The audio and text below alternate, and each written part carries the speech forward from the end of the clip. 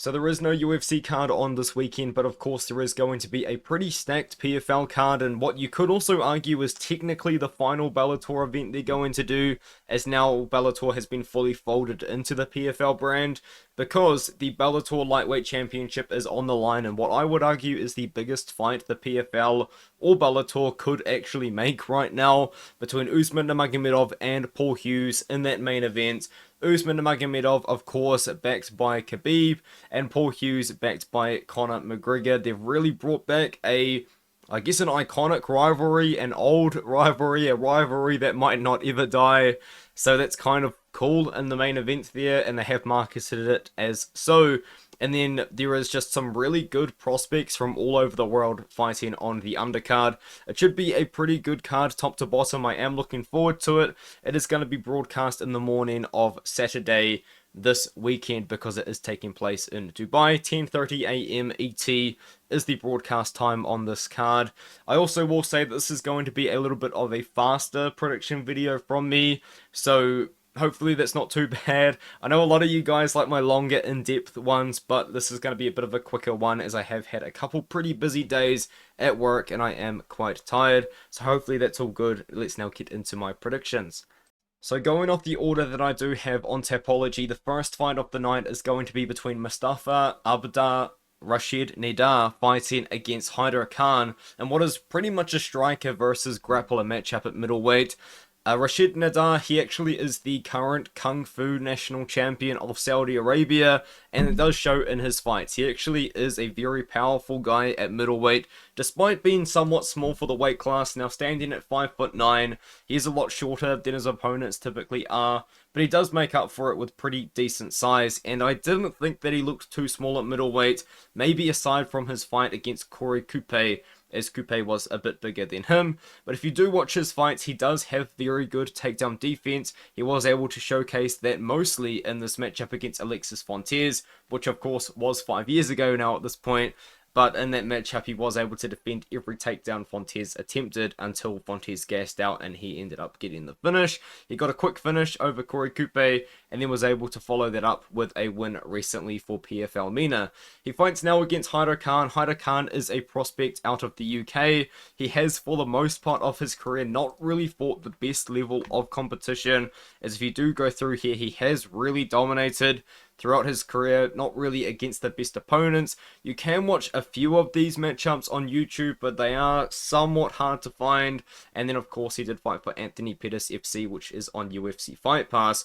Recently, he went to war with Robbie Kennedy. I watched that fight. I did think that Haider Khan won because he actually was rocking Kennedy on the feet, which was quite fun to watch. But Kennedy was getting takedowns here and there, even hurt Khan in moments. But to put it like bluntly, the way that Khan fights is he wants the takedown. He wants to grapple. Most of his wins have come so far against guys that just are nowhere near as good at grappling as him. And in this matchup, I think that if he isn't going to get the takedown, I think he's going to be in trouble on the feet.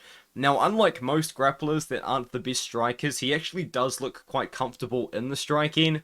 But I do just worry a little bit about just the fact that he doesn't really have the best striking defense. And when you're taking on a guy that is very accomplished, like Rashed Neda is in just a striking background in general, I do worry that I think Haider Khan is going to be in trouble when it does come to this fight on the feet. So I am going to pick Mostafa Abada Rashed Neda to win this matchup by knockout, probably in the first 2 rounds. He is a slight favorite here, only minus 170 on Bovada right now, minus 200 on my bookie, so the odds seem to be a little bit over the place, but around that minus 200 mark, and Rashed Neda is going to be my pick. Now we have John Mitchell fighting against Souhil Tairi. This is an interesting one because Souhil Tairi has fought for PFL MENA in the past, and John Mitchell has fought for PFL Europe in the past. Now, Souhil Tairi, he did recently go out there and he beat Ahmed Amir. Ahmed Amir is a wrestler that is very one-dimensional and doesn't really have the best striking, and he was able to outstrike Amir in that fight.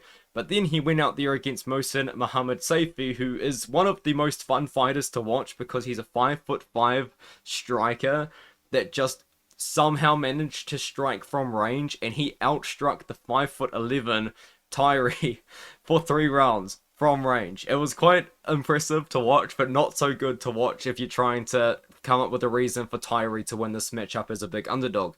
John Mitchell is a wrestler. That is his base. If you watch his earlier fights, he goes out there, he gets takedowns, and he controls on top, and he is very content just not really going out there and trying to find a finish. But recently, his striking has really come along, and he really has just started to implement that striking as part of his game.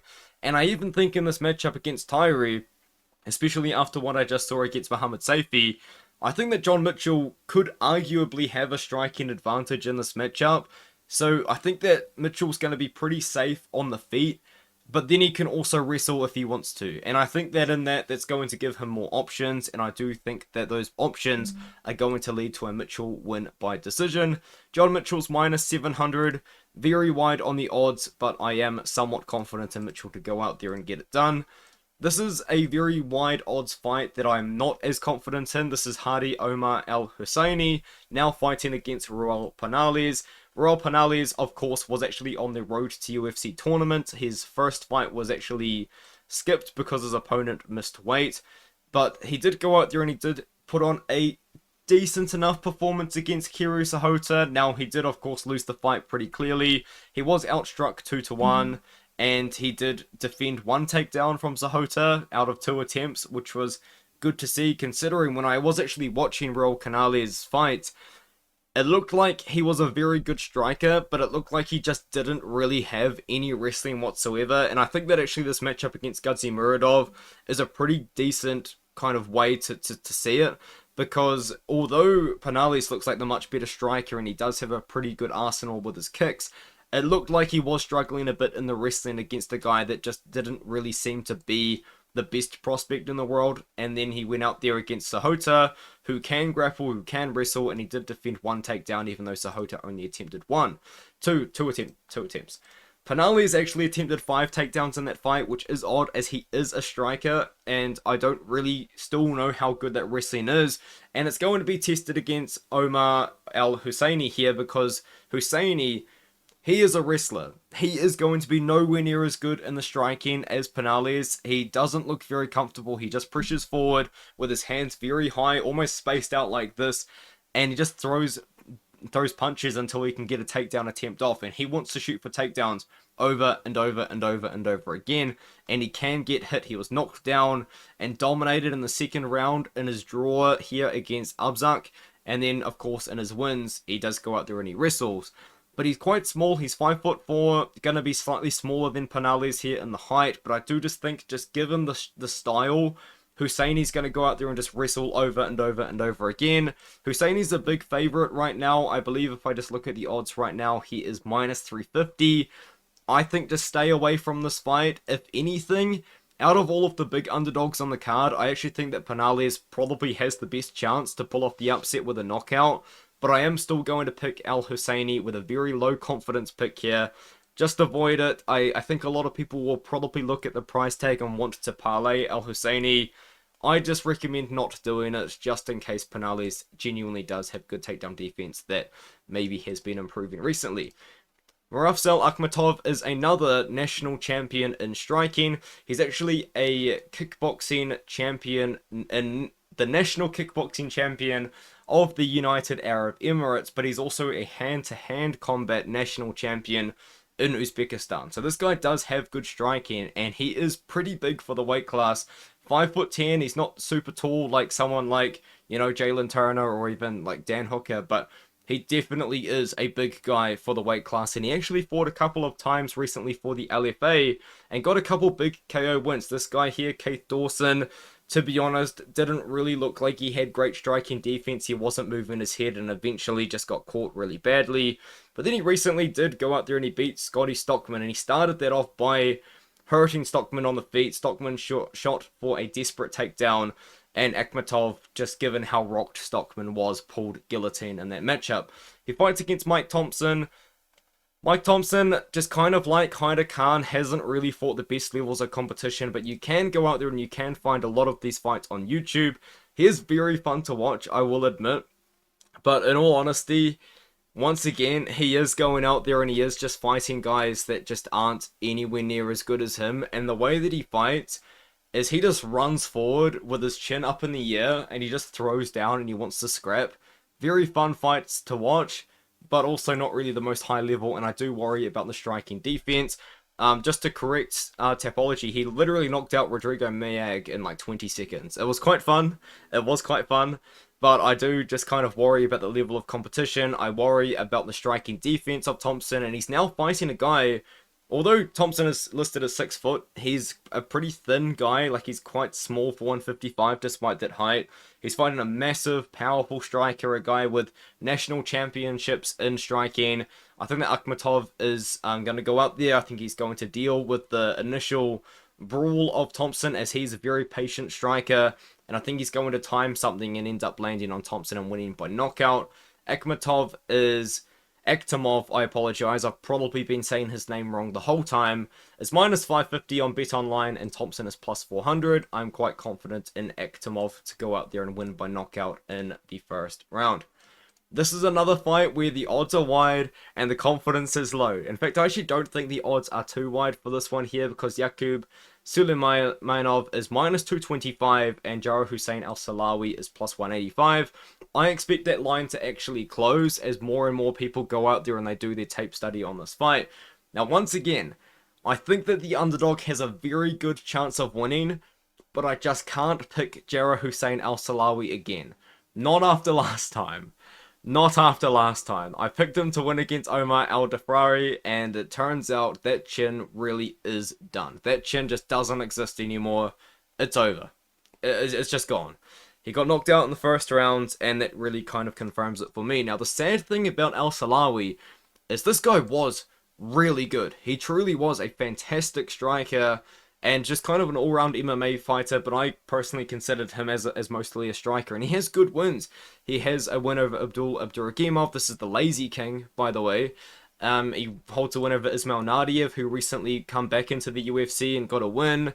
He beat Gleison Tibau by split decision, and then it just kind of all went downhill. You know, he lost by KO to a few guys in the PFL. He come back a little bit, looked alright against a short notice opponent, and I believe the PFL wanted Jarrah Hussein Al-Silawi to actually be the face of PFL MENA. I think that they wanted him to be like their guy. You know, kind of like Dakota Chiva was the face of PFL Europe. I think that they wanted him to be the face of PFL MENA, and he got knocked out by the Egyptian Carlos Prates. So, not really too good of a look there, and I just personally think now moving up to 185 pounds, this isn't a good matchup to do it against. Yakub Sulimanov is massive at 185 pounds. He is quite literally built just like Khamzat Chimaev, like genuinely nearly identical, and I was actually watching tape on him, and the first seconds I watched of him, I actually started laughing a little bit because of how much this guy reminded me of Chimaev. So I looked into him, and I believe he's either a training partner of Chimaev or he's a friend of Chimaev, because on his Instagram there's a lot of photos of just Chimaev, but there's also a lot of photos of him and Chimaev like kind of hanging out like outside of the gym. So maybe they're friends, I don't know. But I looked into it, and I'll be brutally honest with you guys. Sulimanov, he's undefeated. He looks pretty good on paper. I just wasn't super impressed by what I saw. In the striking, he's very slow. This guy, Taganbayev, you can watch this fight. It's somewhat hard to find because Sulimanov's surname is spelt so many different ways because of the translation I believe it would have been in. But Taganbayev was so much quicker than him on the feet. Like, it wasn't even close. And Taganbayev was able to land pretty big overhands on him, and Sulimanov wasn't even reacting. Even Taganbayev took him down. But it's in the wrestling that Sulimanov does find most of his success. And although he's so big and he's so slow on the feet, I still think that Al-Silawi, just at this point, I just can't trust his chin. I just can't trust him. It does seem like he's taking a big step back. If Al-Silawi didn't get slept by the Egyptian Carlos Prates, I genuinely probably would pick him here. But I'm going to side with Sulimanov in this matchup. He's just going to be so much bigger than Al-Silawi. Al-Silawi's coming up for 170. That size advantage is going to be big. It's hard to trust Sulimanov to wrestle because he has shown that he just would rather strike in some of his fights. Like, maybe he does think that he is Chimaev, but yeah, I think Sulimanov goes out there. I think he knocks out Al-Silawi, whether that's ground and pound or whether that's on the feet. I don't really know, but I think that, yeah, Al-Silawi's best days are behind him, and it's really, really sad to see, because I actually was quite high on him at one point. Now we have another fight at middleweight. Tarek Suleiman is fighting against Ahmed Sami. This is two wrestlers that just don't have good cardio, and to kind of make it a little bit more interesting, this is actually two wrestlers that, at 185 pounds, they're not really in the best shape. Like, when you think of a middleweight, like, personally, I don't really think of a guy that's just a short heavyweight. That's what both of these guys are. Um, they're both wrestlers. They're both not really the best fighters I've ever seen, but at least Ahmed Sami looks like he knows how to strike. Suleiman, I do worry about that striking a little bit. He does hold a win, of course, against the legendary KB Bulla, but to be honest, in that matchup, Suleiman was taking him down, and then he failed to take down, and he was getting up, and he did have one knee firmly planted on the ground, and Bulla just tried to knock him out with a knee, and yeah, it was a pretty fair DQ. I don't really have much to say about this fight. Just don't bet on it. This is not a fight that I would consider a high-level middleweight matchup. I'm going to pick Ahmed Sami because, as I said, I think he is going to have the striking advantage. He's minus 220, so it's not even worth it. It's not like he's an underdog or anything. I'm going to pick Ahmed Sami, and we can now move on to the main card, because this is where things get very interesting. Rinat Khabilov has now been signed to the PFL. I'm quite sad that the UFC didn't do it, because Khabilov has proven time and time and time again that this guy is the real deal. He truly is a genuine prospect in MMA, and he proved it again recently outside of Eagle FC, where he was the champion and defended the belt 4 times. It looks like I've lost internet. That is awkward. Khabilov went out there. He was the Eagle FC champion, which was Khabib's promotion. He defended the belt 4 times. Most of those wins come in over undefeated prospects, which was pretty impressive. And he even showcased striking against Rinat Ondar. And these fights can all be found on YouTube. They're actually quite fun to watch, I do think. And against Ondar, he showcased the striking quite a bit, because Ondar was showing good takedown defense and showing good striking. But then he goes out there outside of Eagle FC, fights for UAE Warriors, and he fights the Japanese wrestler Hikaru Yoshino. And Hikaru Yoshino was trying to take him down for a pretty large proportion of the first round. Khabilov defended him. In the second round, Khabilov was able to get Yoshino down. And as soon as he took down Yoshino just had no way of getting back up whatsoever, and Khabilov just really showcased the control that he does have when he's in a dominant position, and the ground and pound that he does have when he's in a dominant position, and he was able to land some ground and pound and finish Yoshino in that fight. He fights against the Shuto Brazil champion, so this actually is two, I guess, regional champions fighting against each other. Eagle FC champion versus the Shuto Brazil champion. Clever Fernandez, he's a grappler. He doesn't have any wins by knockout, but he actually has like a pretty fun style to watch, because he doesn't shoot takedowns that regularly. The way that he typically fights and goes out there is he comes forward, his hands are up like they are in this photo, and he just boxes, really. He did have a pretty fun fight against a smaller version of Carlos Prates, who also has no wins by KO, I'm pretty sure, and Mauricio Almeida, but Almeida's striking style really reminded me of Carlos Prates, which was quite fun to see. Very much Muay Thai, but ignore that.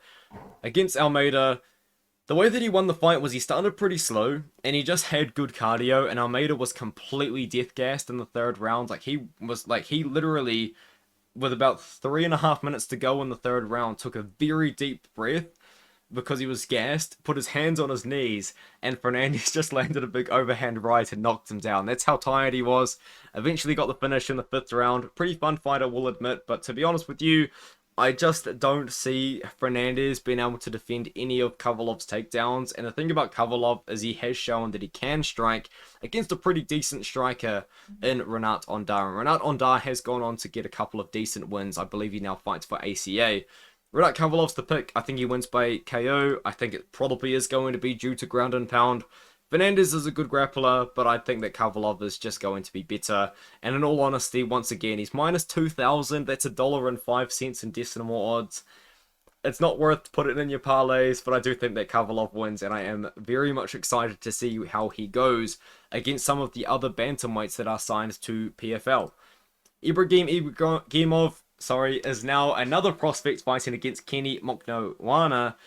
And he is a very talented guy at featherweight. This guy is only 20 years old. He is 15-0 combined between his professional record and his amateur record. And he does fight kind of exactly how you would expect him to fight. He goes out there, he shoots for takedowns, and he controls on top position. And that pretty much is the extent of the fights. I will be honest with you guys, there's not really too much more to go on with that. He is a very athletic guy. He is pretty fast. The striking is okay, but it's nothing too special. The way that he needs to win his fights is in the wrestling. And I think despite Kenny Nurmagomedov actually being a pretty good prospect himself, a loss to Josh O'Connor does not look bad at all, as Josh O'Connor has now gone on to become 9-0 and has beaten some pretty solid guys himself. And I think Josh O'Connor hopefully is a guy that the UFC's looking at, or maybe PFL themselves, because he is going to be a very good prospect from Wales. But before that, he has beaten not really the best guys, and the way that he did it was with the grappling. The way that I wanted to talk about this matchup, though, is the way that he lost to Josh O'Connor, because the way that he lost to Josh O'Connor was by getting taken down and not really showing much resistance in those takedown attempts that O'Connor was doing. So now I think that I look at this matchup, you've got a wrestler in Ibragimov who likes to get takedowns, he likes to control on top, taking on a guy who in the past has showcased pretty bad takedown defense. I think that the math checks out. 2 + 2 does equal 4. I'm going to pick Ibragimov to win this fight by decision by getting the takedowns and controlling in top control. He's minus 500, a big favorite, but I do think he goes out there and gets it done. Now we move up to the underdog of the card, Nathan Kelly versus Ahmed Magomedov. I am picking Nathan Kelly in this matchup. I will be honest with you guys, just kind of going into tape study, I did think that I was going to end up picking Magomedov, because if you do watch Nathan Kelly's fights, it's pretty hard to tell how he's going to look outside of the first round, because he just beats everyone in the first round aside from Damian Nelson. But cross that one out. That's all first round finishes aside from that. And the way that he typically does fight is he fights from range. He's a 6 foot tall. He's not 6 foot tall. I was thinking of someone else. He's 5'8" at 145 pounds, but he must be a tall 5'8", because I swear he's taller than most of his opponents. And he does fight from range quite well. I was thinking of Kenny Nurmagomedov because he was also from Ireland. But anyway, Kelly, he fights from range on the feet, and although not really being the best striker, he does eventually find a way to get the fight down to the ground, whether that is with a takedown, whether that is even with a knockdown in some cases as well. But once the fight does get down to the ground, he has shown a very good grappling ability, and he just goes out there and he just kind of gets quick finishes. Now this win over Ruel, he knocked Ruel out pretty badly, with an elbow on the break of a clinch against Jose Sanchez. Sanchez was just chasing him, trying to knock him out. It was kind of funny as Kelly was just trying to avoid Sanchez, trying to take his head off. And eventually Sanchez just caught himself in a ninja choke, attempting a takedown, which was just a really odd decision of him. Another thing as well about Nathan Kelly is I think that the PFL really likes this guy. I personally don't know exactly what it is about him that the PFL knows that I don't, because he doesn't have a big online social media following, but he actually did headline this PFL Europe card. I'm pretty confident it was this one, and he wasn't even in a title fight. So the PFL knows something that I don't about Nathan Kelly, but he is a very talented grappler. I would say as well, the win over Shamrock is very good, as Shamrock is now looking pretty good for Octagon. Now to talk about his opponent, Ahmed Magomedov. This is where it's more of a Magomedov fade, to be honest with you, than just a confident, straight-out Nathan Kelly pick, because Ahmed Magomedov hasn't fought for 2 years now, and he's accepted this fight on short notice. Nathan Kelly was actually meant to fight against Zabit's brother, Kasan Magomed Sharapov, and Magomedov, after fighting for 2 years, he hasn't fought for 2 years, is now stepped up on short notice to take on Kelly. And in that fight, which he lost against Henry Corrales, and I remember picking Magomedov in that fight, and I remember watching it live and just being so disappointed in Magomedov. He went out there and Corrales defended genuinely about 4 takedowns, and Magomedov gassed out and just showcased not really much else on the feet, on the striking. And I don't like the cardio that I saw in that one. I didn't really like the striking that I saw in that one either. And he just hasn't fought for 2 years. I don't really know what else to say. You know, he did beat Gabriel Miranda, who's now in the UFC, and he does have a couple of other good wins, but if he can't get the takedown, what can he do? And you could argue he's going to get the takedown, but now he's going to get takedowns against a grappler and in my opinion, one of the better grapplers, pure grapplers that he's ever fought, maybe aside from Gabriel Miranda, but that was a long time ago now. So I'm going to pick Nathan Kelly. Nurmagomedov hasn't fought for 2 years now. He's fought it on short notice. I don't know what this guy's going to look like. I don't know what the cardio is going to look like. I thought he looked pretty small at 145 pounds as well when he was fighting at Bellator, and Kelly's a big guy at 145. So I think that Kelly's going to go out there and get it done. He's my underdog pick of the card. He's plus 190 right now on Bet Online. People will probably just parlay Magomedov because of his surname, so you might even be able to get a crazy price tag on him if you go out there and you watch a couple of fights and you also agree with what I've said. But I'm going to pick Kelly.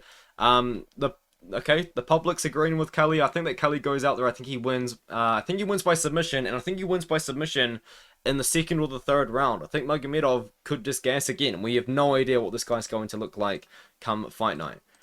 Now we have Vadim Nemkov versus Tim Johnson. If Nemkov loses this fight, I don't know what I will think about MMA anymore. This is a fight which Nemkov should win 10 out of 10 times. Tim Johnson is nearly 40 years old.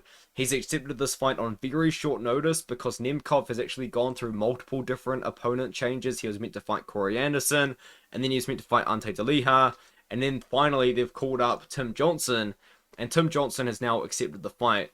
And Tim Johnson as well, you guys may or may not know, was released from Bellator after he beat Said Soma, and then he fought one time for the regional scene, and then was caught up on 2 weeks' notice against Danilo Marquez. That was the double knockdown fight when he was kicked in the balls by Marquez, but he also knocked down Marquez at the same time. Marquez was also finding some success as well at the start of that fight, which wasn't really that good to see. And then you watch his fight against Goltsov.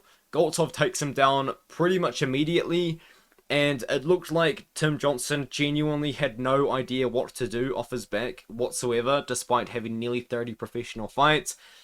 And Goltsov took him down, grounded and pounded him out. Johnson had no idea how to stand up. Nemkov should be able to do the same. This guy is the light heavyweight champion of Bellator, defended the belt 4 times. Yes, that was correct off the top of my head there. Defended the belt 4 times, once against Old Man Yoel Romero, once against Corey Anderson, well, like technically twice, even though Anderson was winning this one. And then before that against a pretty dangerous guy in Anglicus and Phil Davis, which was a good wrestler. Nemkov is good. He's now moved up to heavyweight. He has only fought once at heavyweight. He beat Bruno Capoloza, who's a former PFL champion. I believe he won it all in 2021, the $1 million tournament that no longer exists. Nemkov should go out there against Johnson. He should take him down, and he should finish him in the first round. Now, whether it's by KO or by submission, I don't know, because Nemkov does have both. It probably more than likely is going to be the ground and pound TKO, like what we saw against Goltsov, but I'm going to pick Nemkov. I'm picking Nemkov by round 1 finish. He's minus 1,000. I am more confident in Nemkov than I am in Renat Kavalov. I would be shocked if he lost. Genuinely shocked. So hopefully it doesn't happen. Now we move up to the main event. Usman Nurmagomedov now fighting against Paul Hughes. This is a really good fight that I genuinely am very excited about. But I do think that Usman Nurmagomedov is going to win. Now I think that the world of MMA would get not flipped upside down, but I think it would get like a lot more exciting, I guess you could say, if Paul Hughes was able to pull it off. But I am going to have to side with Usman Nurmagomedov in this fight. Now, I will say that Paul Hughes has clearly been improving, and he has looked really good under the PFL banner so far. He, of course, was deciding whether he was going to sign with the PFL or if he was going to sign with the UFC. He ultimately chose the money route in the PFL. I believe that was what he said. He got offered more money to fight for the PFL, and he's looked good. Made his debut against Bobby King. Now, Bobby King is an older fighter, but he did go out there and he looked good. He knocked him out in the second round. And then where I was personally most impressed was against AJ McKee Jr. Now, I do think Paul Hughes won this fight. I think pretty much everyone thinks that Paul Hughes won this fight. I think, in fact, some people think that Paul Hughes won all 3 rounds. There's an argument for that. I thought it was 29-28, but, you know, AJ McKee did come back very well after that first round. But to talk about that fight, I was shocked, really, that Hughes looked so good in the takedown defense round. That was personally the reason why I picked McKee to beat him, because I thought that McKee was just going to have a pretty big grappling advantage against him, and he just didn't, really. Paul Hughes was able to defend takedowns, throughout the entirety of the first round. And AJ McKee, to be honest, he either got gassed out from all of the takedown attempts in the first round, or it was a combination of things. It could have been the knees to the body that Hughes was really investing in early. He landed so many knees to the body in the first round, and also knees to the head at the end of the first round, which did lead to the knockdown, the nearly knockout, because he knocked him down with maybe 2 seconds left in the first round. And then he continued to defend the takedowns, and he continued to control the fight on the feet after that against McKee. Very impressive performance. One thing I will say though is McKee is a lot smaller of an opponent to deal with than Usman Nurmagomedov is, because McKee is a former featherweight. He has moved up to 155 and he's been there for a while now, but he still isn't quite like a big lightweight, I guess you could say. And Usman Nurmagomedov, I wouldn't say that he's a big lightweight. Like I would say Islam Makhachev, for example, is a big lightweight. Usman is 5'11", but he's more of a lanky 5'11", rather than like a really like well-built 5'11" like Islam Makhachev is, because Usman Nurmagomedov, one of the most impressive parts of his game is actually the striking, and especially the kicks. He just is a very athletic guy. He's a very dynamic strike, and he throws a lot of kicks, and he throws a lot of high kicks. A lot of his kicks actually go to the body or to the head, and he just isn't afraid of throwing them because his takedown defense is so good. And I know it was his most recent win. The Alexander Shabalai fight genuinely is just the best example of this. Against Alexander Shabalai, Shabalai just couldn't do anything against him. On the feet, Magomedov was piecing him up from range. And in the wrestling, Shabalai just couldn't get a takedown on him. And then in the third, I think it was the fourth and the fifth, sorry, the later rounds of that fight, that's when Nurmagomedov really started to mount his own offensive wrestling, and he started to control on top position, inside control, landing his own ground and pound, and just controlling from there on out. So of course Nurmagomedov does have very good wrestling, we know this. It's actually the striking of Usman Nurmagomedov that is the most impressive part of his game.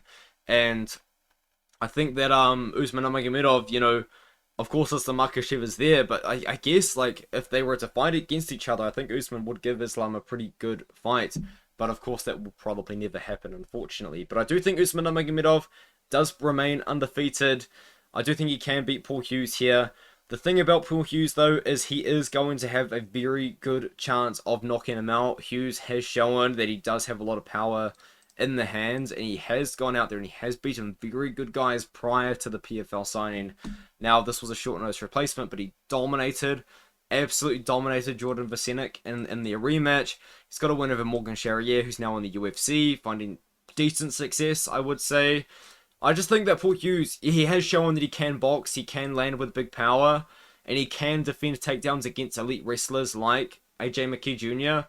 I just think that in the pure wrestling, Usman Nurmagomedov is probably going to be a little bit more better in those wrestling, those takedown attempts. And also, I think that he's going to be a lot bigger, because AJ McKee is a small lightweight in comparison to Usman, if that makes any sense. I'm going to go with Usman. I'm going to go with Usman to win this fight by decision. And I do think that he does defend the belt. But I'm looking forward to it, man. I mean, even Usman Nurmagomedov's career, because how old's Islam Makhachev getting? You know, give it 4 years. Makhachev might have been retired, and then Usman will be in his prime and maybe in the UFC. I mean, Usman Nurmagomedov, a guy to look out for. I'm pretty high on him. I think he's very good. Now, Hughes does have a good chance, which is why I am not like super confident in Usman. But I do think that Usman's a very talented fighter. So I'm going to pick Usman here. Minus 425 on Bet Online, but the odds are kind of all over the place because he's minus 600 on Betway. You've got to pay the Nurmagomedov tax here. I personally just don't think it's worth betting on him unless like you're really confident he can maybe find a finish, or you want to jump on the underdog and Paul Hughes. But yeah, I think that Usman's the pick. Well, Usman is the pick. I don't think he's the pick.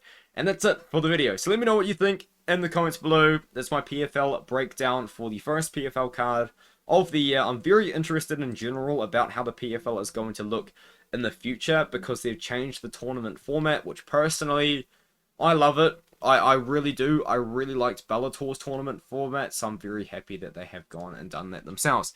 That's it. I'll see you guys in the next one.